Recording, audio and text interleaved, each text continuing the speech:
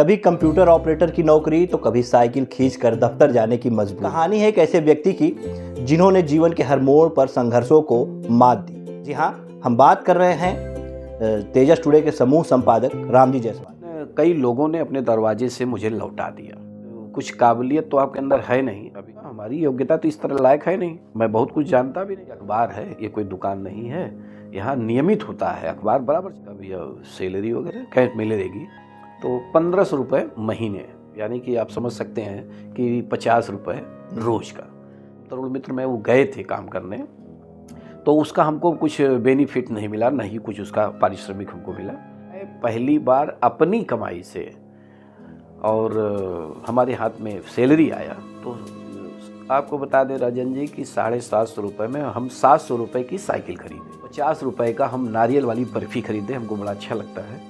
और ला के अपनी माता जी के पास हमने कहा कि ये मेरी जीवन की कमाई की पहली सैलरी है। ज़्यादा समय काम किए ही नहीं थे कि पिताजी हमको छोड़ के चले गए। का हमारा एक इतिहास रहा है। मैं आपको बता दूं कि मैं तमाम संकटों का सामना किया हूं, मगर कभी विचलित नहीं हुआ हूं। कभी मुझे ये नहीं लगा कि ये कैसे होगा, ये घबरा जाए या गड़खड़ा जाए, कभी नहीं। 3000 रुपये यानी कि 100 रुपये, अच्छा, पर डे 100 रुपये की कमाई से मैं दैनिक मानव सेवा किया। तो 1500 रुपये पे हिंदुस्तान में भी हमारी ज्वाइनिंग हो गई। 6.5 महीना मैं बिना सैलरी के काम किया हिंदुस्तान तक बाहर। मन में आया कि मैं कभी किसी के यहाँ नौकरी नहीं करूँगा। जब कंप्यूटर लिए, मन में ज़रूरत हुआ कि कंप्यूटर लें, तो हमारे पास पैसा नहीं था, कंप्यूटर की कीमत जो है, तो बड़े संकट आ गया। तो अब तेजस न्यूज एजेंसी हमारा एक ब्रांड हो गया। तो जब भी हम अपना परिचय देते थे तो न दैनिक मानव, न हिंदुस्तान, न अपना खुद का बताते थे कि तेजस न्यूज एजेंसी से रामजी जायसवाल बोल रहा हूँ। मजाक में जो है राजकुमार भैया का महुआ न्यूज, जेडी सिंह का सदगुरु दर्पण, हसनैन कमर दीपू का जो है डॉन न्यूज, ये मजाक में हुआ है। कहें जो तेज से अधिक हो उसको तेजस करते हैं। पत्रकारिता क्षेत्र में कोई गॉडफादर नहीं है, कोई नहीं है, लेकिन हम 2 व्यक्तियों को मानते हैं। एक दैनिक मानव के ओम प्रकाश जायसवाल जी को, और एक लखनऊ के वरिष्ठ पत्रकार हैं राजेश जायसवाल जी। अखबार व्यवसाय नहीं है, ये टोटल जो है लॉस होता है, इसमें टोटल नुकसान होता है। आपके साथ जुड़ा हुआ व्यक्ति को आप अपने से अधिक अगर आप सम्मान देंगे तो कोई भी आपको छोड़ के कभी नहीं जाएगा। अगर आज तेजस टुडे चारों तरफ अपना पताका लहरा रहा है तो उसका श्रेय मुझे नहीं जाता, क्योंकि मैं अकेले झंडा ऊंचा नहीं कर सकता हूँ। तो 2020 में पत्नी की हमारी तबीयत खराब हो गई, और तबीयत ऐसी ख़राब हो गई कि वो बहुत बड़ी संकट आ गई, किडनी ख़राब हो गया। छोटे भाई हैं ओम प्रकाश जायसवाल जी जो क्राइम ब्रांच में हैं, उनकी प्रेरणा से, चूँकि हमारे वो अच्छे शुभचिंतक हैं, उनकी प्रेरणा से हम अपनी पत्नी को अहमदाबाद ले गए एक व्यक्ति के पास। 14 महीने मैं वनवास काटा हूँ पत्नी को लेकर। लेकिन इसमें जो है, जो हमारी व्यवसाय न प्रभावित हो, उसमें 2 लोग का बड़ा रोल है। एक हमारे भांजे हैं शुभांशु जायसवाल जी, जो बचपन से, नहीं तो मेरा अखबार उस समय प्रभावित नहीं हो सकता है, बंद हो सकता है। देखिए, पहली बात तो अगर कोई इसमें अपना कैरियर बनाने के लिए आ रहा है तो ये उनकी जो है कि भूल है। कभी कंप्यूटर ऑपरेटर की नौकरी तो कभी साइकिल खींचकर दफ्तर जाने की मजबूरी। और आज तेजस टुडे जैसे बड़े मीडिया हाउस के समूह संपादक। ये कहानी है एक ऐसे व्यक्ति की जिन्होंने जीवन के हर मोड़ पर संघर्षों को मात दी। हिंदुस्तान से लेकर दैनिक मानव तक में नौकरी, उसके बाद किराए के एक कमरे में शुरू हुई तेजस न्यूज एजेंसी, और आज पूरे प्रदेश में एक अलग पहचान बना चुका तेजस टुडे। जी हाँ, हम बात कर रहे हैं तेजस टुडे के समूह संपादक रामजी जायसवाल की। रामजी जायसवाल जी आज हमारे स्टूडियो में मौजूद हैं, और आज हम इनसे बात करेंगे और इनसे जानेंगे कि कैसे एक छोटी सी शुरुआत को इन्होंने बड़ा मुकाम दे दिया, और कैसे मुश्किल घड़ियों में भी इन्होंने इतिहास रचने का काम किया और अपने सपनों को साकार किया। सर, बहुत बहुत स्वागत है आपका हमारे स्टूडियो में। बहुत बहुत धन्यवाद राजन जी और आपकी पूरी टीम को कि आपने अपने इस स्टूडियो में मुझे बुलाकर जो मेरे सम्मान में 4 चांद लगाया, इसके लिए बहुत बहुत धन्यवाद। सबसे पहले तो हम यही जानना चाहेंगे किस तरह से पत्रकारिता की आपकी शुरुआत हुई थी। देखिए राजन जी, हमारा जो पारिवारिक पृष्ठभूमि है वह एक मध्यम वर्गीय परिवार और व्यावसायिक, और हमारे एक बड़े भाई अशोक जायसवाल जी, वह एक दैनिक मानव अखबार में बस मशीन मैन का काम करते थे और कोई पत्रकारिता क्षेत्र में कभी हमारा परिवार कभी नहीं रहा है। और बस एक शौक़ में हमें लगा कि ये पत्रकारिता जगत एक ऐसी जगत है कि इसमें जो है पैसा तो नहीं है लेकिन सम्मान है, और वह सम्मान विशेष है। बस वही विशेष सम्मान की लालच, स्वार्थ कह लीजिए, कि हमको इधर पहले तो शौक़ के रूप में लाई, लेकिन उसके बाद अब मेरा ये पूरा का पूरा जो है मुख्य साधन हो गया है। और स्थिति यही है कि किसी ज़माने में शौक़ से अपनाया गया यह क्षेत्र आज मेरे पारिवारिक रहन-सहन, खान-पान की एक संसाधन बन चुकी है। शौक से शुरुआत हुई थी, फिर कैसे दैनिक मानव में रहते हुए फिर आपने एक तेजस न्यूज़ एजेंसी, एक छोटे से किराए के कमरे में आपने शुरुआत की, कैसे मन में आया कि जी। तेजस न्यूज़ एजेंसी को स्टार्ट किया जाए? दरअसल क्या है कि आपको बता दें कि 1997 में सबसे पहले मुझे इस क्षेत्र में लाने के लिए एक मन में एक चिंगारी जगी। और 1997 में मैं ये सोचा कि किसी एक अखबार में पहले जुड़ाव किया जाए। तो उस समय के कुछ अखबार ऐसे थे जो आज इस समय नहीं हैं। तो उन लोगों के अब दफ्तर में हमने आवेदन किया कि हमको पत्रकारिता करनी है और मैं ये रहकर ये सेवा करना चाहता हूँ। चूँकि पत्रकारिता एक सेवा और जी। मिशन है। लेकिन कई लोगों ने अपने दरवाजे से मुझे लौटा दिया। लेकिन मन में लालसा थी कि नहीं, हम इस क्षेत्र में रहना चाहते हैं। तो कुछ भटकाव से गुजरते हुए जौनपुर से प्रकाशित, ये 1986 से ये अखबार प्रकाशित है, दैनिक मानवर। उसके संपादक ओम प्रकाश जायसवाल जी शाहगंज के रहने वाले हैं। उनके अखबार में सबसे पहले मैं सीढ़ी पे चढ़ा हूँ। तो उन्होंने कहा कि कुछ काबिलियत तो आपके अंदर है नहीं, अभी आप बहुत छोटे भी हैं। लगभग हमारी उम्र उसमें 18-19 साल लगभग रही होगी। तो फिर वहाँ से हमने कहा कि हमको पैसा नहीं चाहिए, हमको कुछ सीखने पढ़ने के लिए।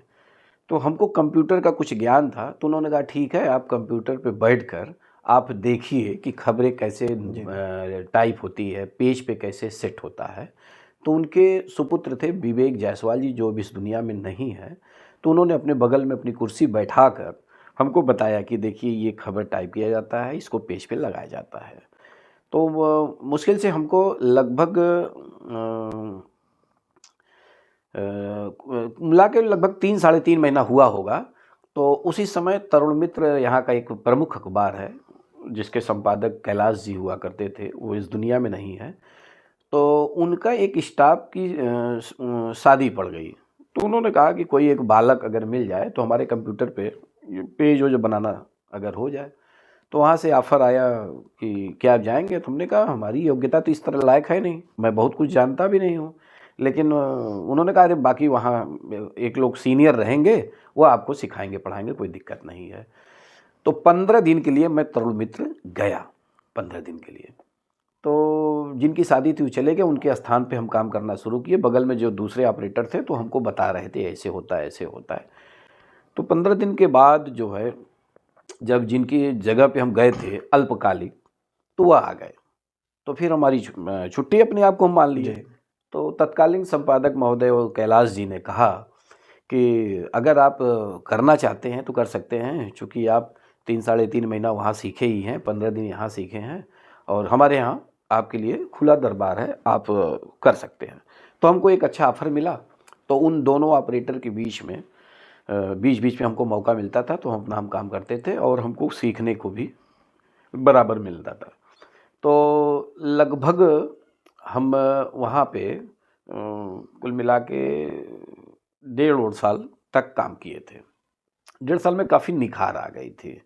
और तो कुछ चूँकि हम क्रिकेट के बड़े शौकीन हुआ करते थे, क्रिकेट खेलने के लिए हम खाना पीना भी छोड़ देते थे। तो हम क्रिकेट खेलने के लिए बिना बताए चले गए। और जब आए तो संपादक जी ने कहा कि आप कहाँ गए थे? हमने कहा कि मैच खेलने चले गए। कहीं अखबार है, ये कोई दुकान नहीं है, यहाँ नियमित होता है, अखबार बराबर छपता है। तो इन परिस्थितियों में हमने कहा कि तो हमसे तो ये नहीं हो पाएगा। फिर हम वहाँ से प्रणाम करके चले गए अपना। तो लगभग 15 दिन तक इसी तरह टहलते रहे। तो दैनिक मानवर से वहाँ के तत्कालीन प्रबंधक महोदय फूलचंद यादव जी, वो आए हमारे घर पे, चूँकि भैया से पहले से परिचित है, जो दैनिक मानोर में मशीन चलाते थे। तो आए, उनको पता था कि वहाँ लगभग 1.5 साल काम किए हैं तो कुछ निखार आ गया है। तो उन्होंने आए, कहें कि दैनिक मानोर में काम करोगे? तो हमको तो एक खुशी हो गई कि फिर हम वहीं जहाँ से क ख ग घ शुरू किए थे, फिर हमको वहीं से आमंत्रित किया जा रहा है। तो हमने कहा ठीक है। तो उन्होंने कहा कल से आ जाओ।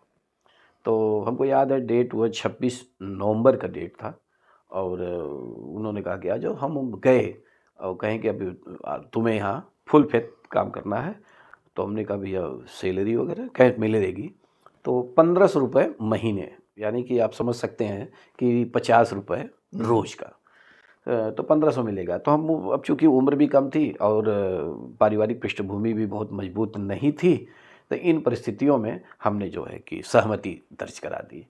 तो 1500 रुपये महीने पे हमारी नौकरी शुरू हो गई।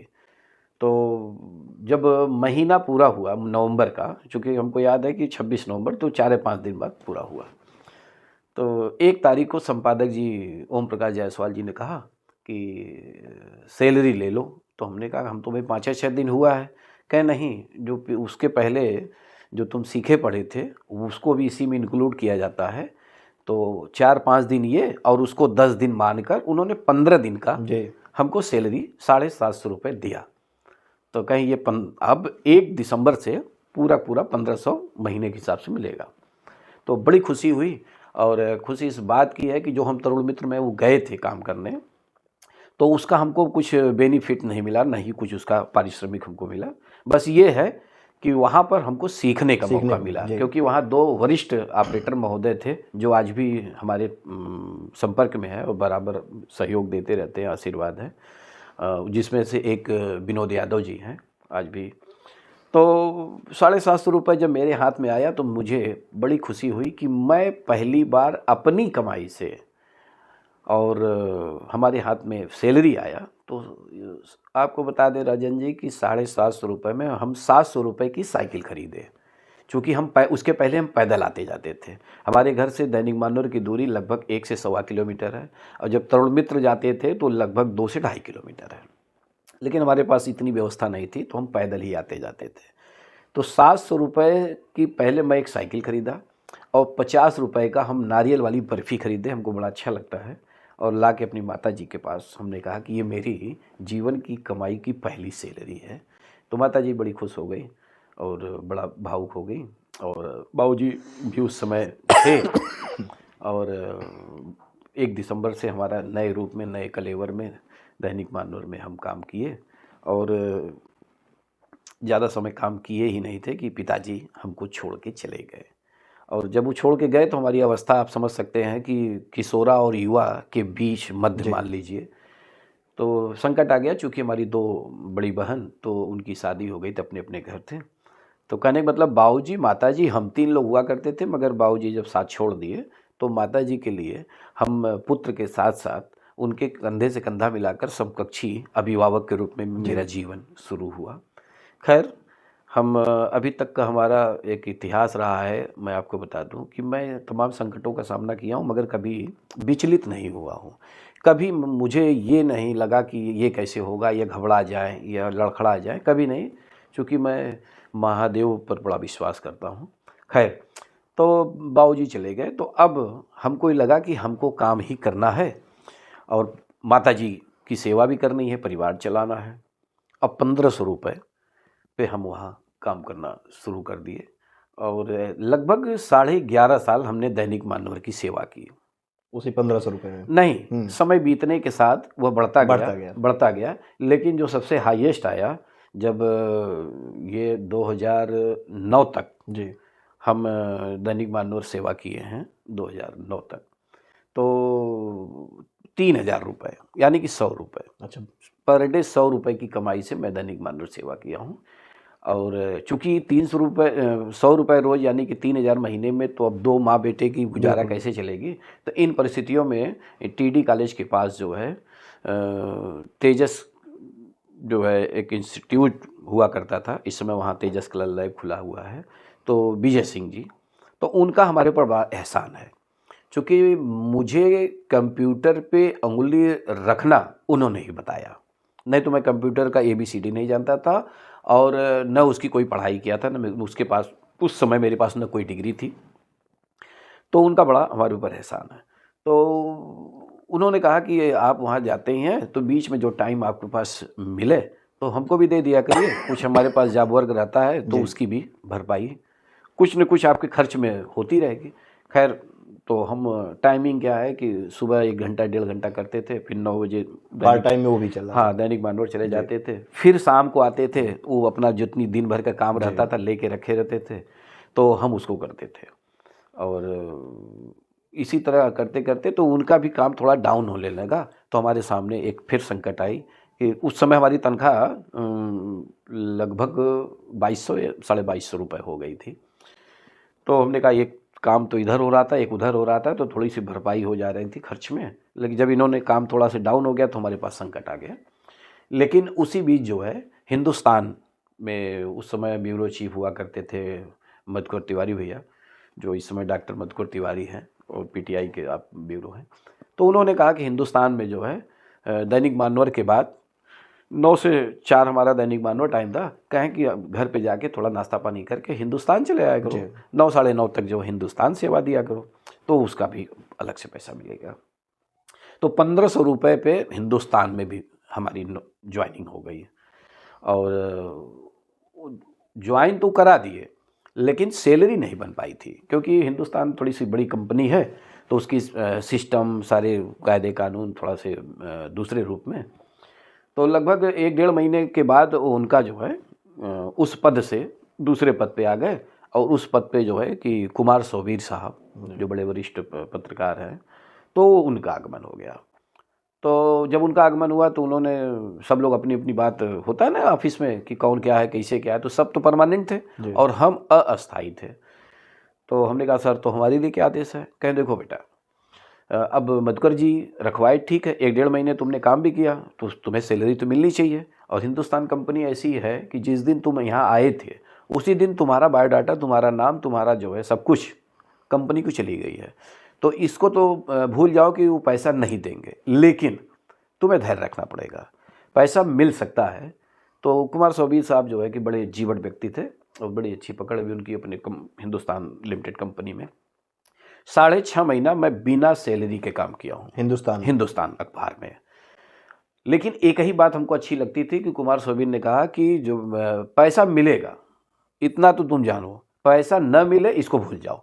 तो उनके एक शब्द से हमें एक ऊर्जा मिलती थी, क्योंकि उस समय ज़रूरतमंद आज नहीं कल मिलेगा। हाँ, और पैसे की ज़रूरत, क्योंकि माँ बेटे का पेट पालना, घर चलाना, तो उनके इस शब्द से हमें एक ऊर्जा मिलती थी और हम जो है उसी ऊर्जा पे काम किए। 6.5 महीने के बाद पूरा पैसा जोड़ के आया, हिंदुस्तान कंपनी का DD बन के आया, और आया तो हमें बड़ा अच्छा लगा। तो उसके बाद फिर हम कंटिन्यू काम किए। तो कुल मिला के लगभग हम 1.5 साल हिंदुस्तान में सेवा दी है। लेकिन उसी दौरान चूँकि इन सब झंझावतों के बीच में हमारे एक मन में एक जुनून कह लीजिए, चाहे पागलपन कह लीजिए, चाहे एक लालच कह लीजिए, स्वार्थ कह लीजिए। जैसे मैं आपको बता दूं राजन जी कि मैं 97 में SSC का एग्ज़ाम देने गया था। SSC बहुत बड़ी एक आयोग होती, आज भी है, कर्मचारी चयन आयोग। तो मैं प्री निकाला, मेन निकाला। इंटरव्यू में जब हम इंटरव्यू देने गए तो वहाँ जो है कि 7 प्रश्न हमसे किया गया, जिसमें से हम 3 उत्तर दिए, 4 नहीं दे पाए। तो जब बाहर निकले तो चपरासी का क्या हुआ, हमने कहा कि पता नहीं, बस ये क्या कोई सिफारिश नहीं है क्या? तो मन में ही आया कि सिफारिश क्या होता है, क्योंकि सिफारिश शब्द हमारे लिए कुछ नया था।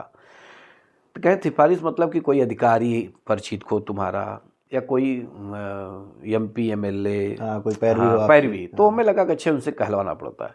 तो मन में क्या गया कि किसी दूसरे के यहाँ नौकरी करने के लिए और किसी से पैरवी करवाना, वो भी नौकरी के लिए, मालिक के लिए नहीं। भाई नौकरी में बड़ी मात्रा हटा दीजिए तो नौकर हुआ ना, तो मालिक तो है नहीं।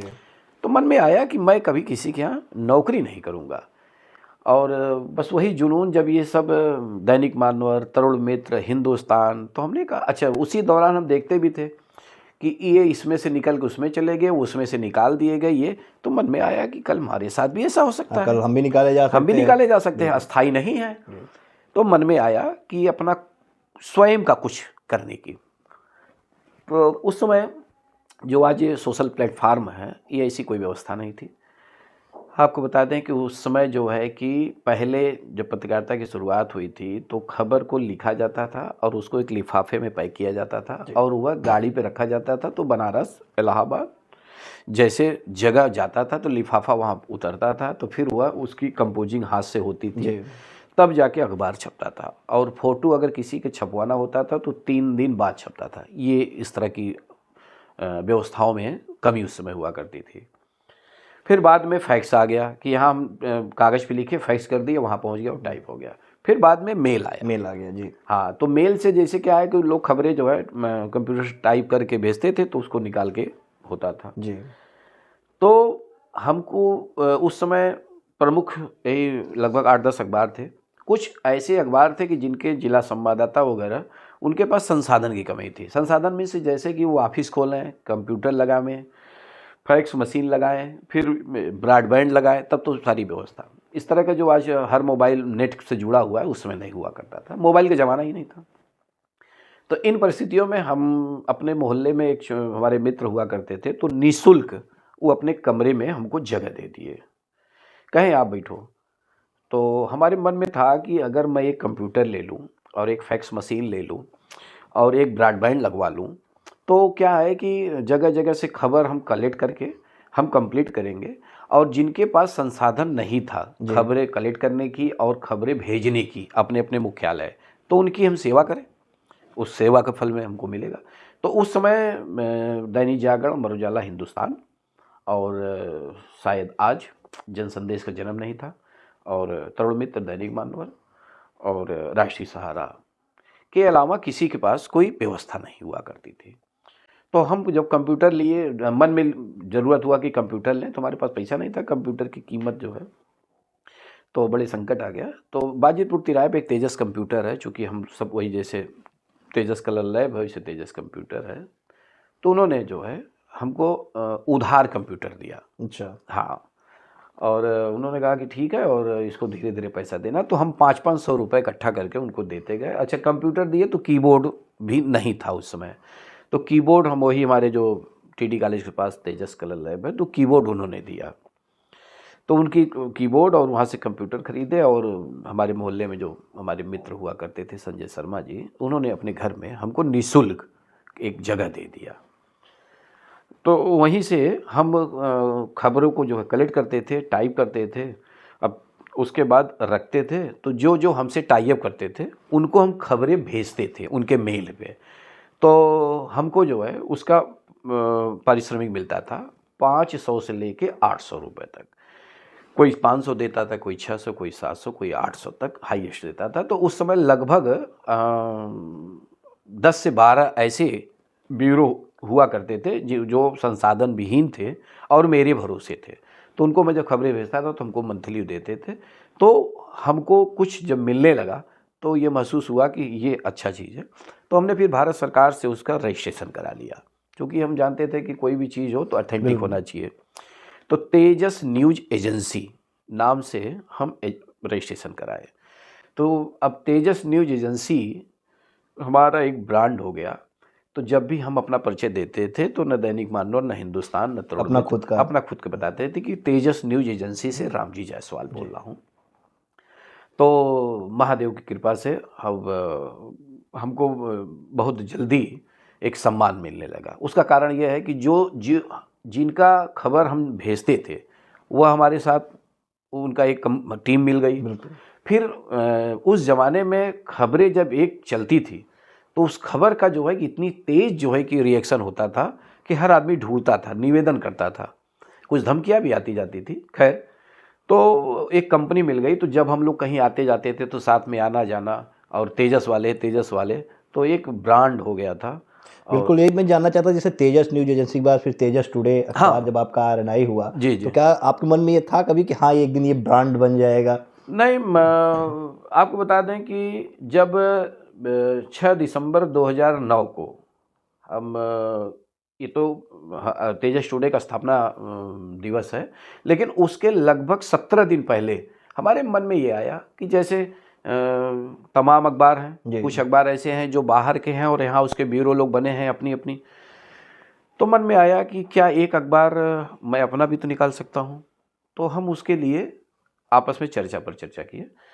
तो चूँकि 2009 में हमारी शादी भी हो गई, तो संयोग अच्छा था कि जो जहाँ हमारी शादी हुई वह अखबार लाइन से ही जुड़े थे। अच्छा वहाँ तमाम लोगों का अखबार छपता है, बनता है, RNI, DABP, वो एक लखनऊ में हब हुआ करते थे। तो कुल मिला के चूँकि हमारे जीवन में एक नया मोड़ आना था, एक नई करवट लेनी थी, इसलिए ऐसे जगह शादी भी हो गई। तो हमारे ससुराल वालों का बड़ा योगदान है, हाँ, जिसमें से हमारे सास और ससुर ये और हमारी धर्मपत्नी के मामा जी, इन तीनों लोग का बहुत योगदान है। तो खैर, तो जब 2017 दिन पहले तो हमने कहा क्या प्रक्रिया होती है, तो प्रक्रिया जब हमने पूछे, आज तो बहुत टफ हो गया है अखबार जी। का अप्लाई ही करना। जल्दी RNI मिल ही नहीं पा रहा हाँ, आजकल। तो उस समय तो एक एप्लीकेशन बनाया जाता था और 2-2 रुपए की 2 टिकट उस पर चस्पा की जाती थी, और उसी को जो है कि 2 फोटो स्टेट किया जाता था, यानी कि 3 कापी, और उसको डाक से भेजा जाता था। और मैं जब भेज रहा था उसी समय जो है कि आज तक के रिपोर्टर हैं राजकुमार सिंह भैया, वह और JD सिंह है सदगुरु दर्पण, और हसनैन कमर दीपू राष्ट्रीय सहारा वाले डॉन न्यूज, ये लोग भी एक साथ ही, मतलब वो मजाक में, जी जी। चूँकि हमारा तो लक्ष्य दूसरा था, ये लोग कहें कि इसमें क्या करना पड़ेगा, हमके ज़्यादा नहीं, कुल मिला के 35 रुपये खर्च करना पड़ेगा और कर दीजिए। मजाक मजाक में जो है राजकुमार भैया का महुआ न्यूज़, JD सिंह का सदगुरु दर्पण, हसनैन कमर दीपू का जो है डॉन न्यूज़, ये मजाक में हुआ है, कोई सीरियस ही लोग नहीं थे। लेकिन चूँकि हमारा लक्ष्य था कि मेरा खुद का अखबार होना चाहिए, तो मैं मजाक में नहीं था, मैं एकदम सीरियस में था। और 17 दिन पहले मैं अप्लाई किया और उसके बाद मेरा टाइटल आ गया, तेजस टुडे। अच्छा, अब आप कहेंगे तेजस न्यूज एजेंसी, तेजस टुडे, तो तेजस शब्द जो है वो TT कॉलेज जो बता रहे थे कि तेजस कलर लैब, तो उनके पिताजी जो है कि अमर बहादुर सिंह, तो वह जो है प्रोफेसर थे TT कॉलेज में। तो उन्होंने कहा कि तेजस शब्द जानते हो राम जी? हमने कहा नहीं पापा, चूँकि मित्र के नाते पापा। कहें जो तेज से अधिक हो उसको तेजस कहते हैं, तो इसलिए वो जो है कि वो तेजस विद्या मंदिर विद्यालय चलाए थे, तो हमने उस आधार पे तेजस न्यूज एजेंसी रखा। लेकिन उस 2009 में इंडिया टुडे नामक एक पत्रिका जो आज भी जिंदा है, तो उसकी एक क्रेज हुआ करती थी। तो हमने कहा भाई अगर इंडिया टुडे हो सकता है तो क्या तेजस टुडे नहीं हो सकता? तो उसी लालसा और जो है कि दृढ़ निश्चय से हमने तेजस टुडे ही नाम भरा था, और महादेव की कृपा से तेजस टुडे ही आ गया। तो जब आ गया तो उसके बाद फिर हमारी जिज्ञासा बढ़ गई कि अब क्या प्रक्रिया होती है। तो फिर हम लखनऊ का सहारा लिए, जैसे आपने बताया ना, ससुराल में हमारे राजेश जायसवाल जी, राजू जायसवाल जी और रागनी जायसवाल जी, इन तीनों लोग से हम राय लेने लगे। तो उन्होंने बताया कि इसका डिक्लेरेशन भरा जाता है, ये है वो है। तो डिक्लेरेशन वगैरह भर के फिर हमने जब किया तो उसके जो है लगभग 35 दिन बाद, लगभग 40-42 दिन बाद हमको RNI भी आ गया। तो जब RNI आ गया तो आप जान लीजिए कि नियम क्या होता है। RNI के बाद आपको प्रत्येक दिन अखबार छापना ही है, ये नियम होता है। तो फिर हम लखनऊ सहारा लिए, तो उन्होंने कहा कि चलिए ठीक है, और इतने में अखबार पर डे छप जाया करेगा। तो अब संकट है कि पर डे इतना खर्च, भाई रोज का खर्च है, दैनिक अखबार है, साप्ताहिक पाक्षिक मासिक तो है नहीं। तो उसमें फिर अजय पांडे जी, जो एक जनतांत्रिक प्रहरी एक अखबार हुआ करता था, तो उसमें लिखते थे। तो वो अखबार में इतना ज़्यादा वो लिखने लगे कि संपादक जो है कि बड़ा भयभीत हो गए। तो उन्होंने कहा कि भाई बहुत आप ज़्यादा लिखते हैं, इतनी भड़ास नहीं लिखना चाहिए, नहीं दिक्कत होती है। तो इन्होंने कहा भाई हमारी आदत है। तो न जाने क्या वो जनतांत्रिक प्रहरी अखबार बंद हो गया। तो अजय पांडे जी जो है कि थोड़ा निराश हो गए, क्योंकि वो लिखने पढ़ने वाले व्यक्ति को एक प्लेटफार्म चाहिए। तो हमसे कह रहे थे कि यार क्या करें, कोई दूसरा अखबार ले लें, चूँकि हमारे शुभचिंतक है। तो हमने कहा कि क्या दूसरा लेंगे, दूसरे दरवाजे जाएंगे, आपका तेजस टुडे का अखबार आ रहा है, आप उसी में काम करिए। तो उन्होंने हमारा हौसला बढ़ाया, अजय पांडे जी, जो आज भी तेजस टुडे के ब्यूरो चीफ हैं, उस जन्मकाल से लेके आज तक। तो उन्होंने कहा चलिए ठीक है, उसके लिए क्या करना पड़ेगा, हमको करना क्या पड़ेगा, पर डे कितना खर्च है, उस खर्च का आधा जो है आप अगर वहन करिए। तो कहें कि वहन मतलब कैसे करेंगे? हम कहा वही है कि कुछ विज्ञापन वगैरह अपना व्यवस्था करते रहिए। तो कहें कि चलिए हम डन। तो उन्होंने हमारा हौसला बढ़ाया और दैनिक मानवर के हमारे एक साथी महेंद्र प्रजापति जी, तो वो न्यायालय देखते थे, न्यायालय के नोटिस वगैरह जो होता है कोर्ट नोटिस वो देखते थे। तो हमने कहा कि महेंद्र जी आप कुछ सहयोग करिए, कहन अगर आपका आरएनआई आ जाएगा तो हम इतना नोटिस आपको हम देंगे। तो हमारे मन में आ गया कि भाई इधर महेंद्र जी हमारी मदद करेंगे, महेंद्र प्रजापति जी न्यायालय कोर्ट से, इधर अजय पांडे जी जो है कि प्राइवेट विज्ञापन से। इन दोनों व्यक्तियों के हौसला बढ़ाने से हम एकदम टाइट हो गए कि नहीं पर डे खर्च देखा जाएगा। तो ये दोनों जितना हमारा सहयोग करते गए वो कहीं ना कहीं उस हमारे खर्च का आधे से कम तक ये लोग देते गए और आधे से अधिक के लिए। तो हमारे पत्रकारिता क्षेत्र में कोई गॉडफादर नहीं है, कोई नहीं है, लेकिन हम दो व्यक्तियों को मानते हैं। एक दैनिक मानवर के ओम प्रकाश जायसवाल जी को और एक लखनऊ के वरिष्ठ पत्रकार हैं राजेश जायसवाल जी। तो इन दोनों के मुंह से अक्सर ये सुना करते थे कि कोई बिजनेस अगर किया जाता है तो कम से कम 6 महीने तक इंतज़ार किया जाता है, तब जाके समझ में आता है। तो वह हमारे मन में था कि नहीं कोई बिजनेस, लेकिन ये बिजनेस नहीं, ये तो बहुत बड़ा एक त्याग था, तपस्या था, अखबार निकालना आज भी है पर डे का खर्च के लिए। तो उसी दौरान एक हमारे गुरु जिनको मैं आज भी अपना मानता हूँ, तो हम एक बार थोड़ा सा आधी नींद में सोए थे तो उनकी आवाज़ हमारे कान तक आई कि ऐसा है देखो बेटा, कोई भी व्यवसाय शुरू करने के लिए कम से कम 6 महीना प्रतीक्षा करना पड़ता है, तब जाके 7वें महीने में कुछ होता है।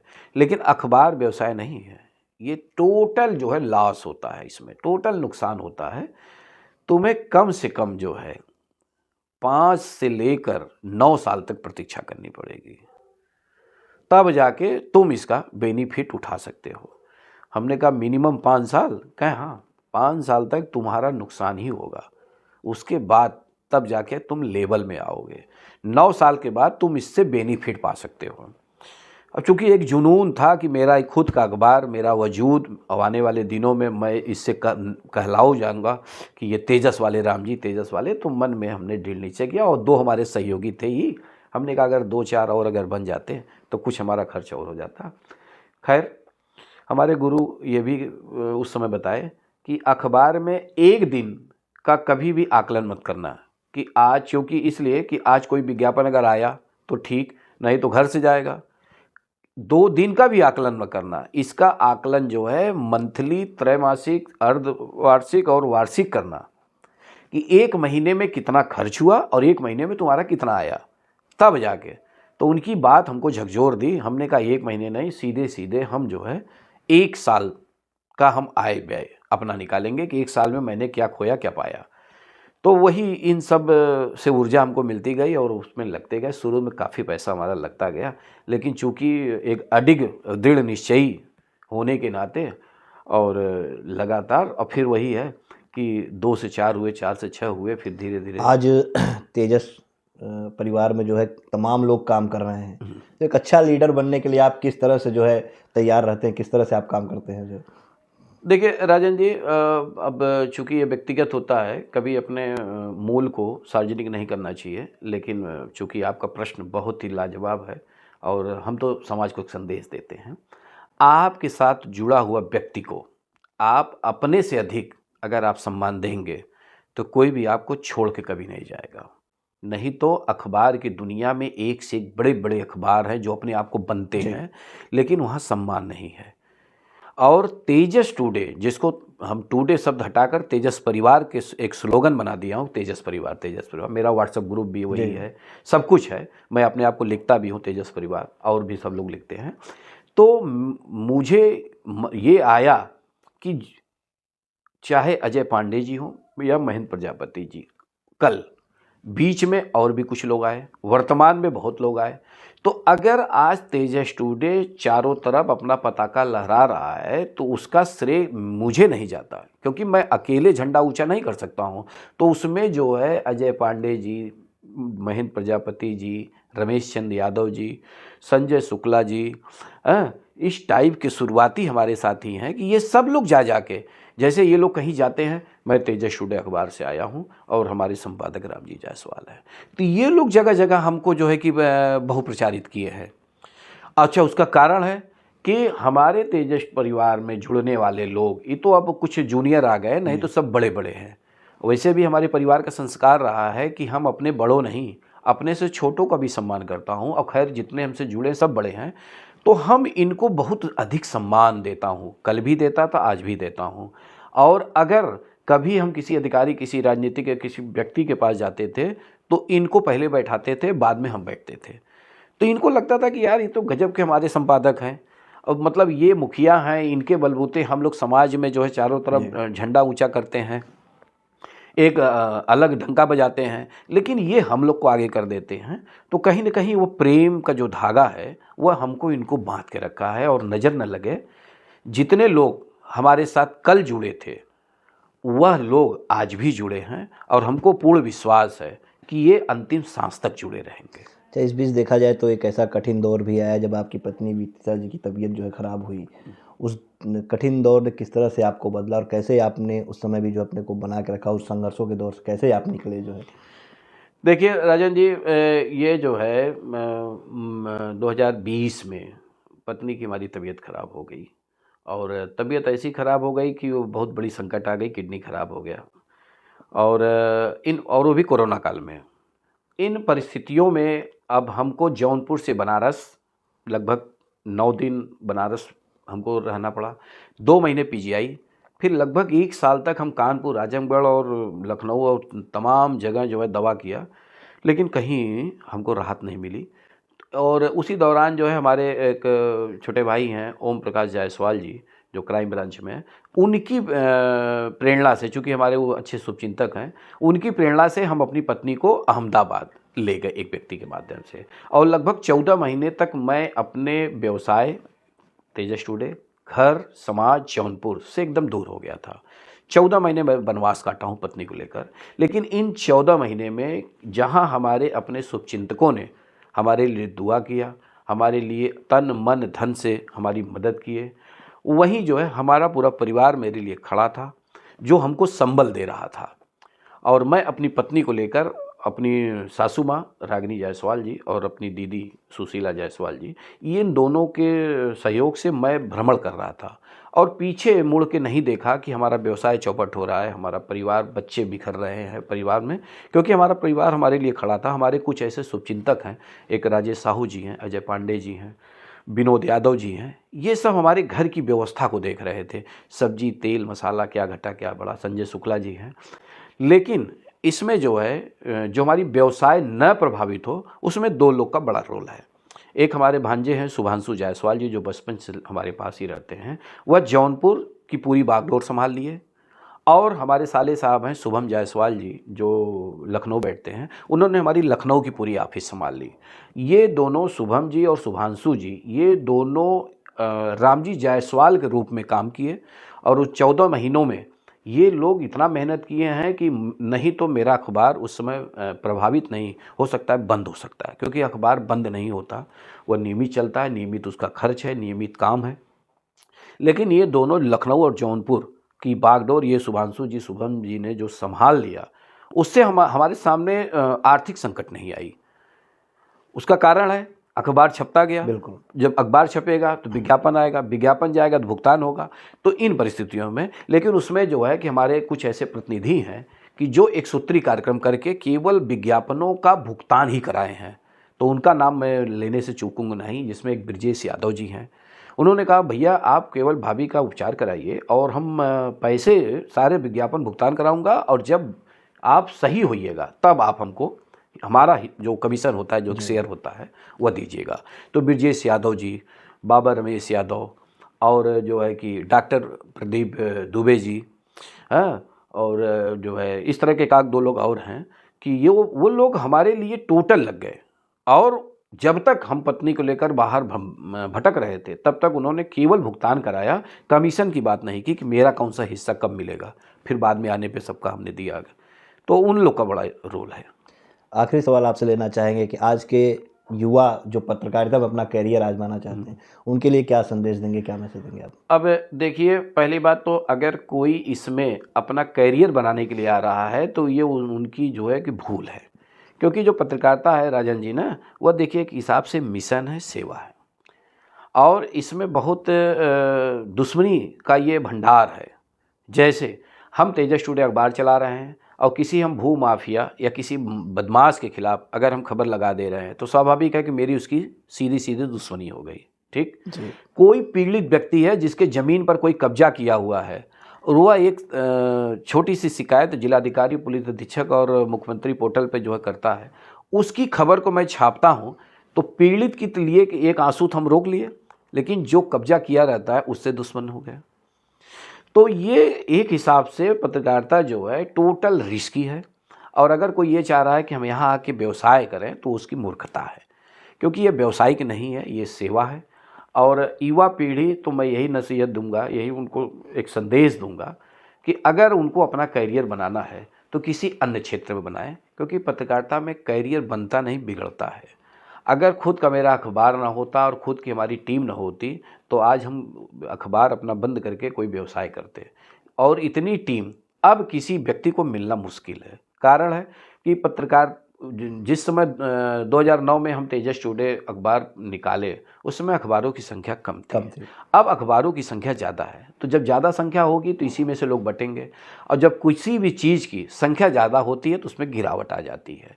तो जब गिरावट आती है तो आदमी गलत काम करता है, तो गलत काम करेगा तो समाज में सम्मान नहीं मिलेगा। आज भी मुझे कल जो सम्मान मिलता था सामाजिक व्यक्ति से, धार्मिक व्यक्ति से, राजनीतिक व्यक्ति से, अधिकारियों से, आज भी उतना मुझे सम्मान मिलता है। उसका कारण है कि उस सम्मान को मैं संजोकर बचा के रखा हूँ। नहीं तो आज युवा पीढ़ी पत्रकारिता इसलिए करते हैं कि अपने गांव में भौकाल बनाने के लिए, पटेदारी दुश्मनी दिखाने के लिए कि मैं थाने पे जाऊंगा, अधिकारी से मिलूंगा, वो गलत है, एकदम गलत है। आपको बता दें कितने ऐसे पत्रकार हैं वो केवल पटीदारी और गांव की दुश्मनी से बचाव के लिए कि मैं पत्रकार हो जाऊंगा तो अधिकारियों के बीच में बैठ लूंगा, थाने पे धड़ल्ले चला जाऊंगा, तो ये गलत है।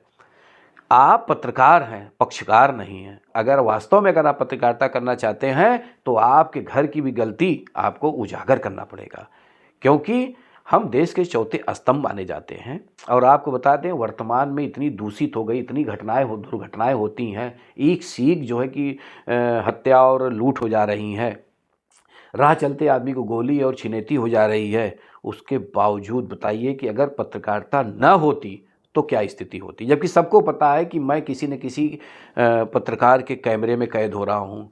हम अगर आज कुछ बोल रहे हैं तो कल अखबार या चैनलों पे ये चलेगा, उसके बावजूद भी लोग घटनाओं को अंजाम दे रहे हैं। तो आप कल्पना करिए अगर पत्रकारिता न होती तो।